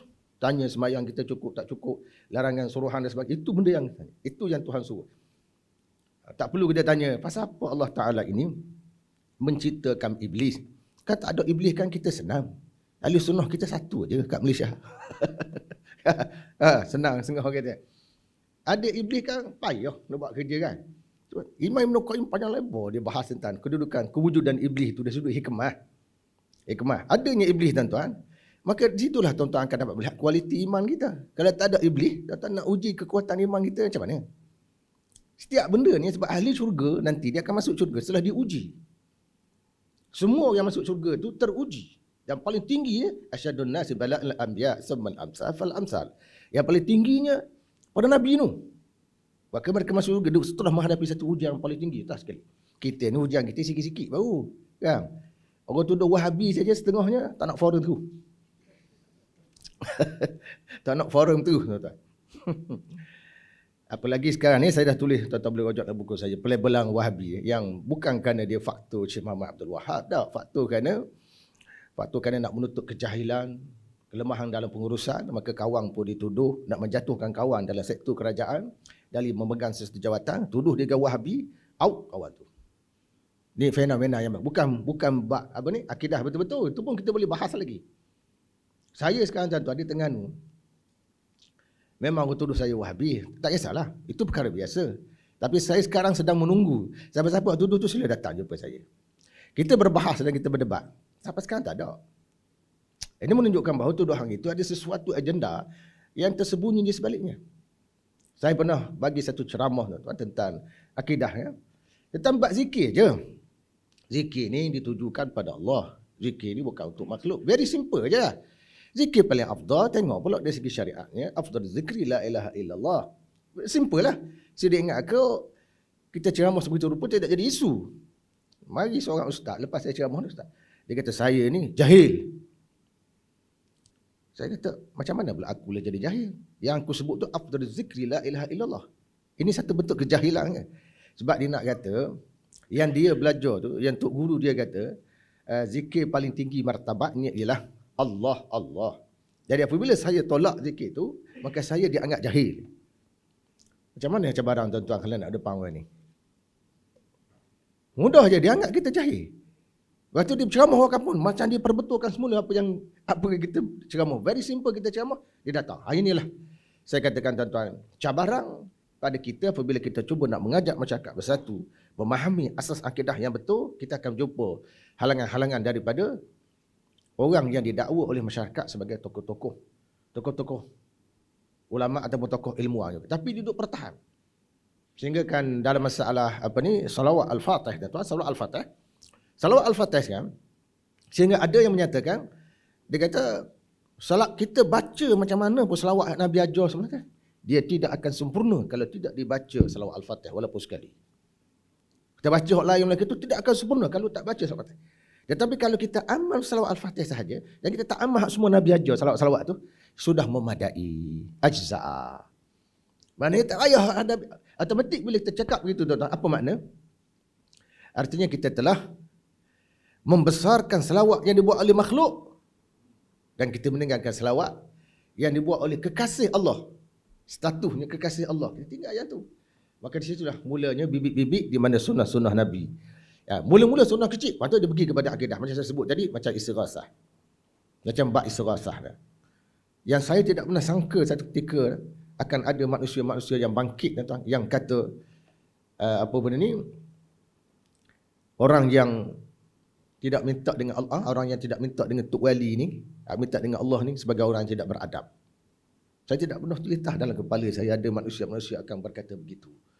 Mana kita minta dengan Allah straight dan kita tak minta dengan wali, maka itu dikatakan tidak beradab. Sedangkan saya ada tulis satu buku, tuan-tuan, Ensiklopedia Adab dalam Islam. Antara adab kita dengan Allah, minta terus dengan dia. Sebab Allah tak kata, ud'uni astajib lakum.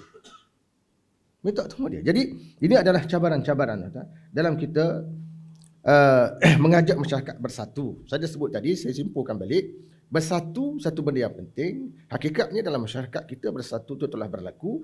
Dan konsep bersatu kita bersatu dalam kepelbagaian.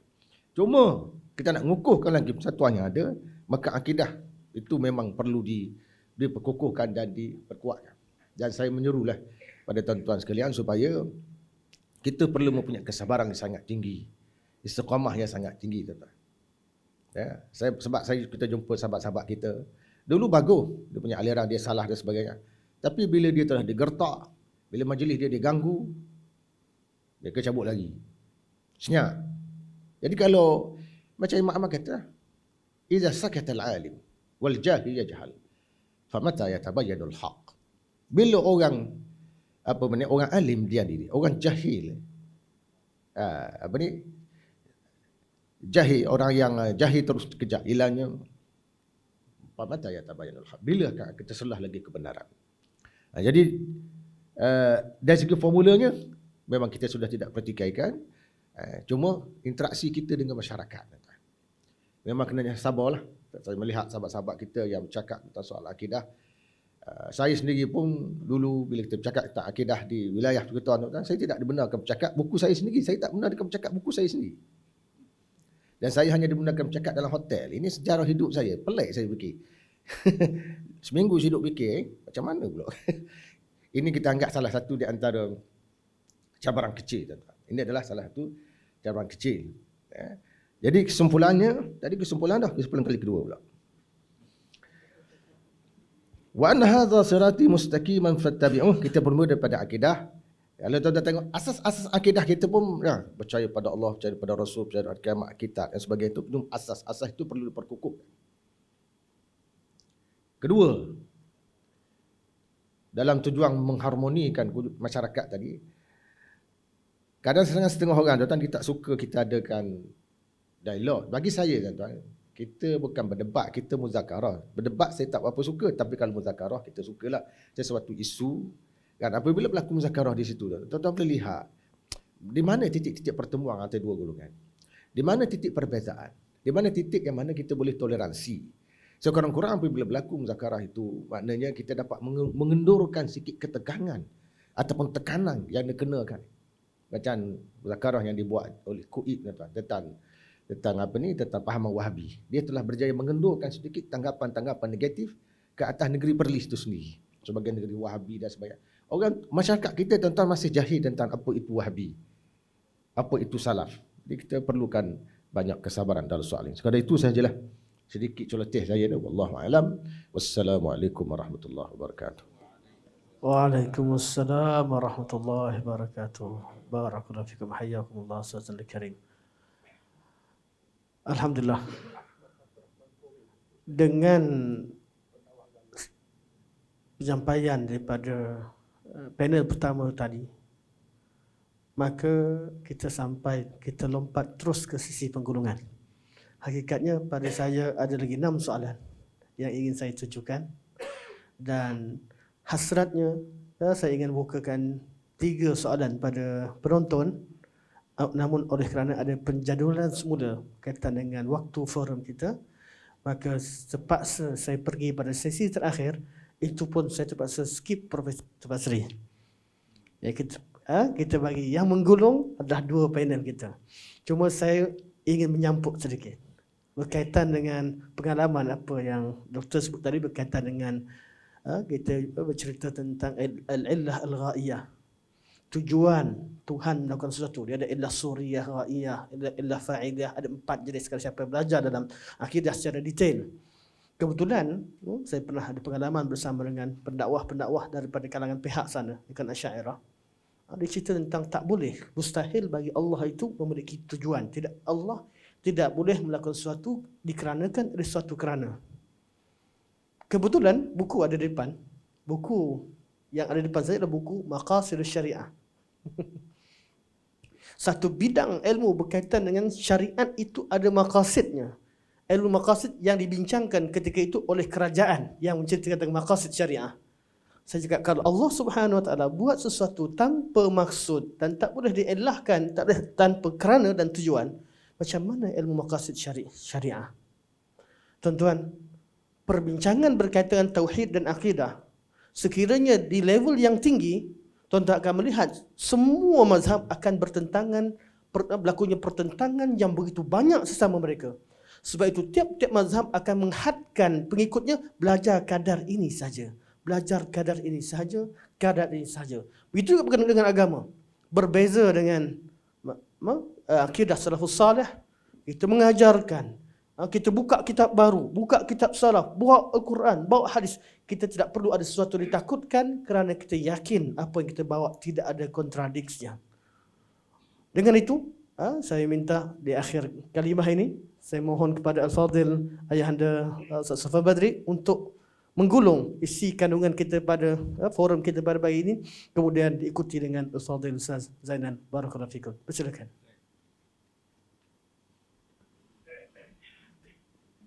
Terima kasih kepada pengurus majlis. Kita akan menggulung perbincangan kita mengikut kemampuan kita. Yang pertama, sebagaimana tadi telah disebut bahawa perpaduan adalah perintah syarak dan perpecahan adalah dilarang.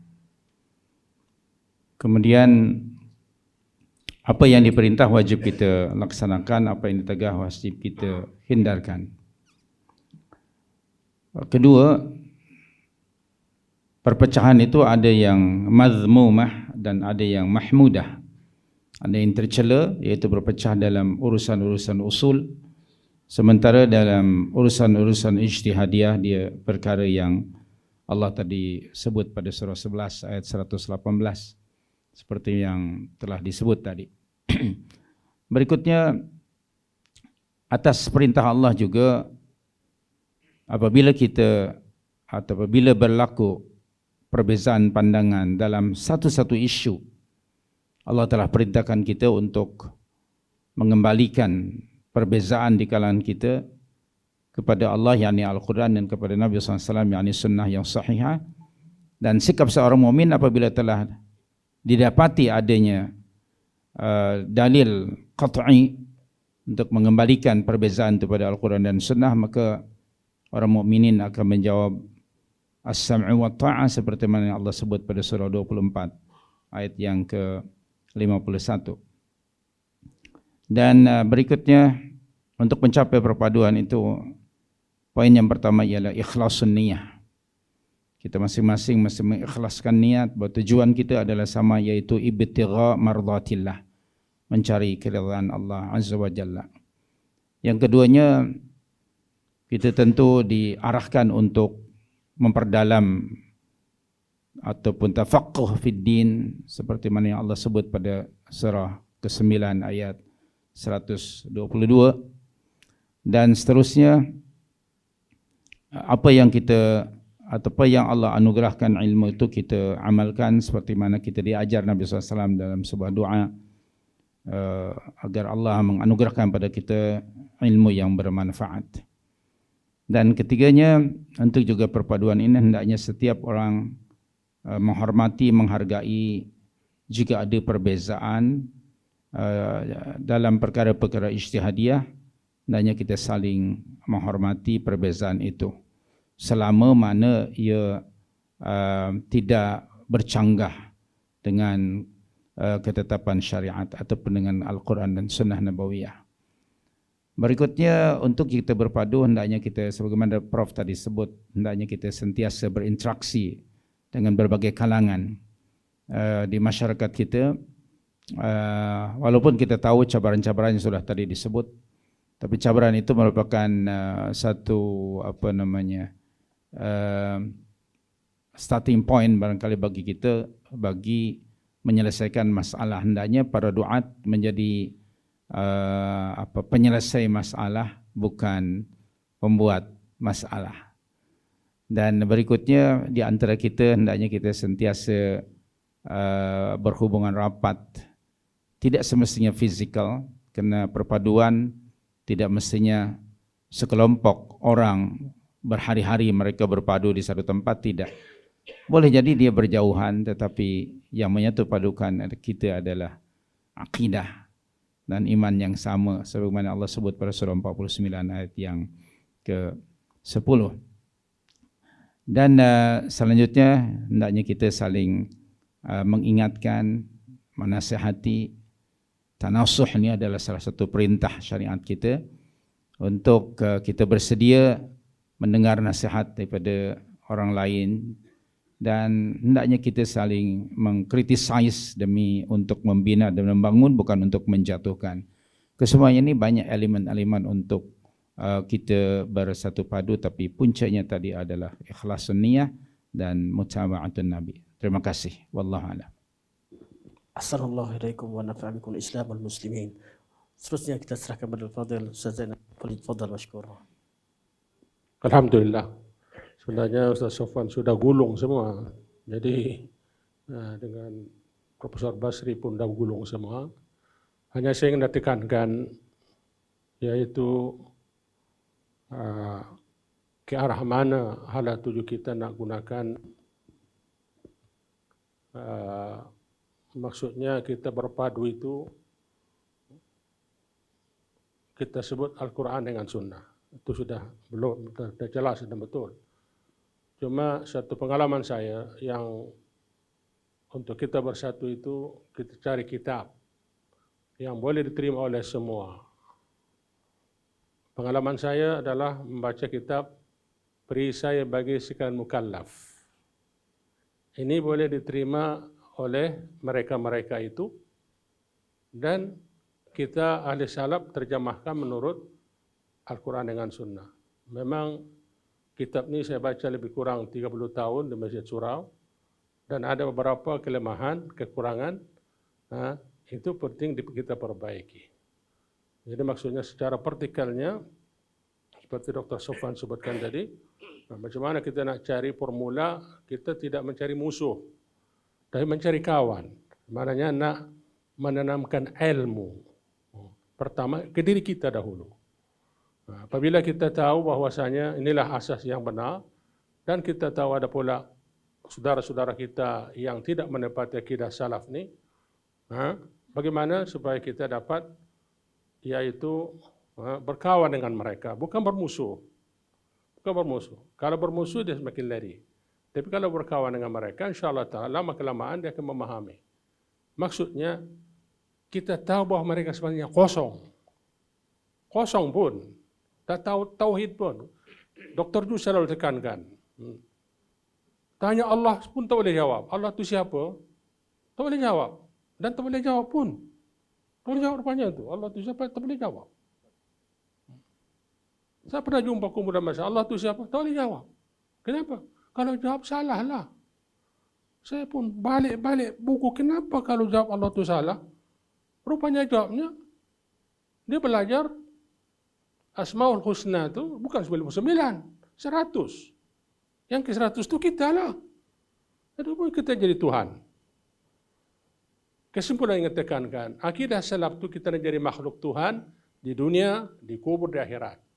Tapi akidah selainnya, hala tujuh mereka yang saya nampak, sama ada jadi Tuhan atau jadi Nur Muhammad. Atau tergantung-gantung. Tak nak jadi Tuhan, tak nak jadi makhluk, atau nak jadi Nur Muhammad. Itu hasil yang saya nampak, yaitu selama di lapangan ini, hala tujuh akidah yang mereka itu, sama ada jadi Tuhan, atau tak jadi Tuhan, tergantung-gantung, kosong, atau nak jadi Nur Muhammad.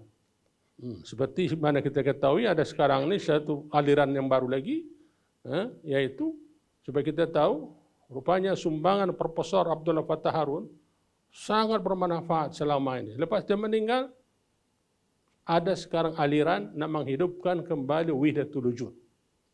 Wahdatul Wujud.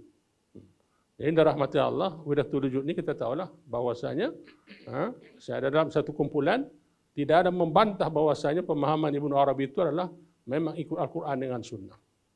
Tambah sikit, yaitu mereka ini walaupun tak sebut, tetapi ada keadaan 4. Man arafa nafsa arafa rabbah. Siapa kenal diri, kenal Tuhan. Ini zikirnya la ilaha illallah.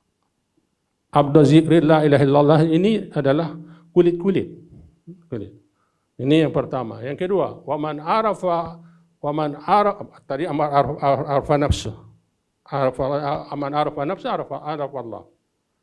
Kemudian yang kedua, man arafa Allah fasadal jasada.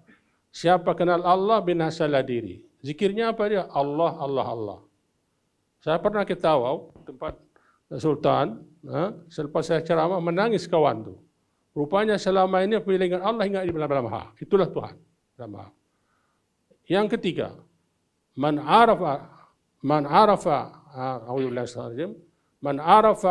Allah bil baqa, arafa nafsu bil fana. Siapa kenal Allah Subhanahu wa taala kekal selama-lamanya, taulah dirinya sudah fana. Fana maknanya sudah masuk dalam Tuhan tu. Zikirnya apa dia? Huwa. Yang ketiga, wa man arafa nafsahu bil baqa. Siapa kenal Tuhan yang kekal selama-lamanya, arafa rabbahu bil fana. Kenal Tuhannya sudah fana. Dalilnya dikira apa? Hu. Ada di UKM Profesor dia kata memang Allah sebut bazkuruhu. Ada lagi hu. Jadi zikir yang paling tinggi adalah hu. Jadi kalau kita terangkan abdu dzikri la ilaha illallah itu salah. Yang abdulnya adalah hu. Nomor 2 tinggi Allah, nomor 2 tinggi huwa, yang tertinggi adalah hu. Ini rahmati Allah, banyak lagi lah kerana sebuah perkara ini dan masa kita sangat mencemburu kita, maka inilah yang saya tekankan, kita cari buku, saya nasihatkan kita baca Perisai Mukallaf ini ada dalam Persi dan ia diterap oleh Jakim, ada dalam Rumi, ada dalam Jawi, terjemahan daripada Kitab Tahawi. Dan itulah yang dibaca oleh Syekh ni, yaitu Syekh Ahmad Abdurrahman Poming, yang di Indonesia itu. Saya kenal baik dengan orang itu. Demikian, terima kasih. Wabillahi taufiq.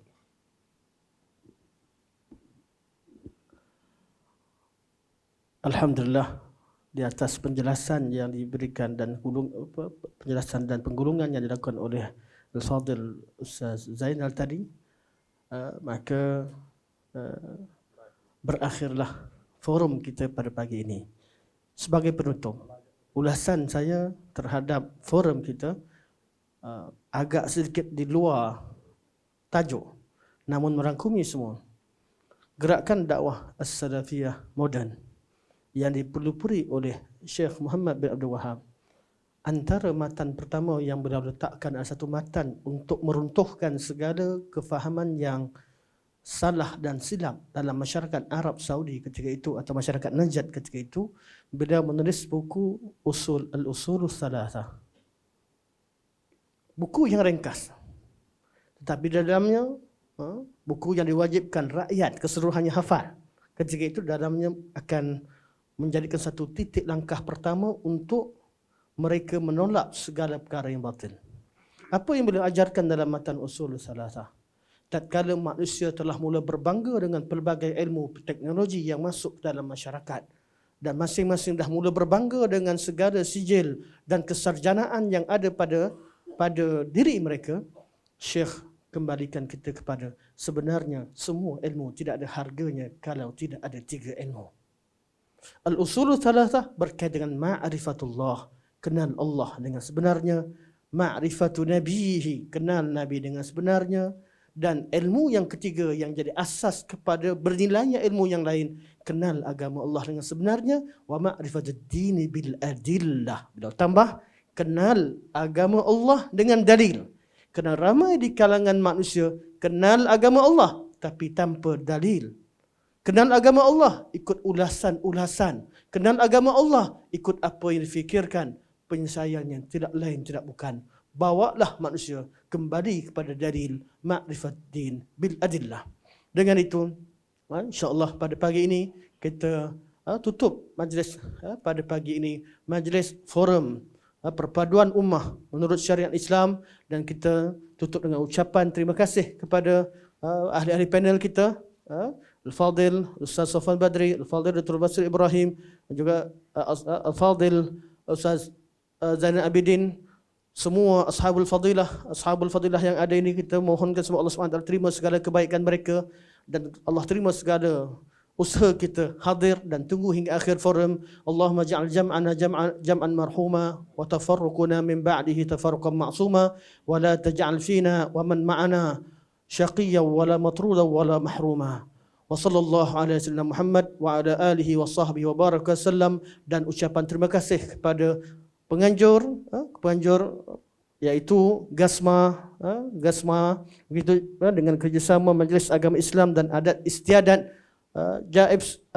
Adat Istiadat Perlis, JAIF dan Jabatan Mufti. Jazakumullahu khairan katsira. Terima kasih atas jasa kalian, kami dapat hadir dan ramai rupanya baru kenal negeri Perlis. Itu yang saya jumpa, sahabat-sahabat kita kenal negeri Perlis dan tertarik hati dengan keindahan negerinya. Barakallahu fikum wa jazakum khaira. Assalamualaikum warahmatullahi wabarakatuh.